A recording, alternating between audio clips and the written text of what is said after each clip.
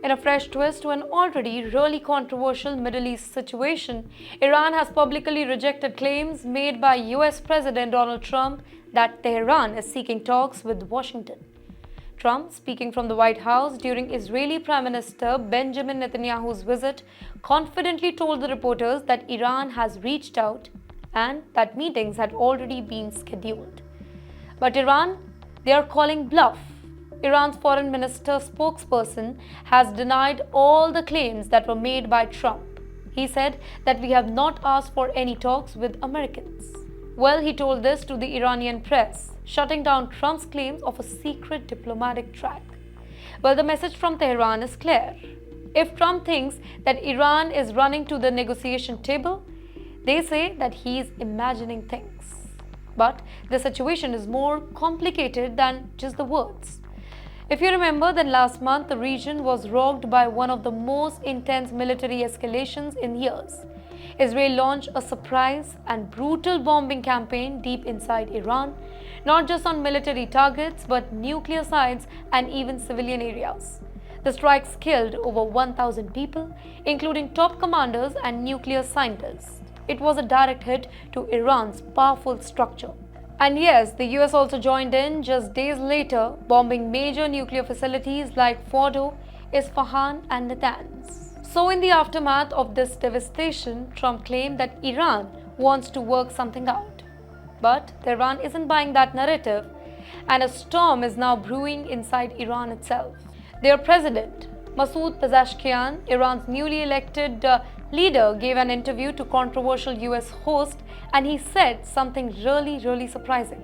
He's open to talks with the United States as long as there's trust. And one line has created political chaos inside Iran.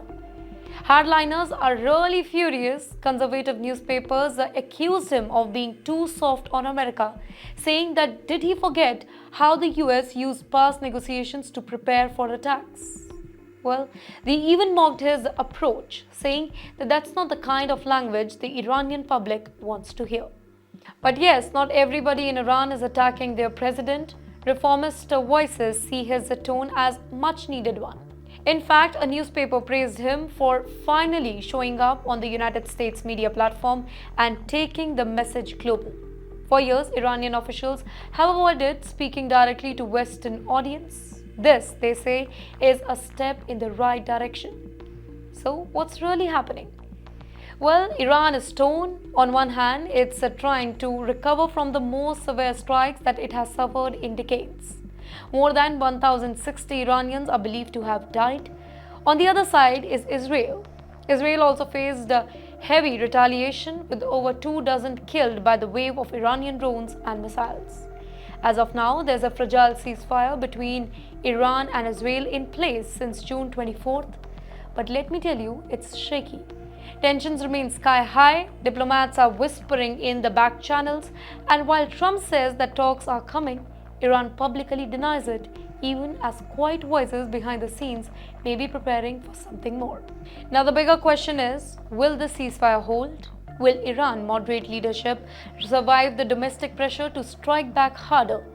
And is Trump now back in the global spotlight, trying to pull off a diplomatic surprise on his own? Now one thing is clear here, this isn't just about two countries anymore.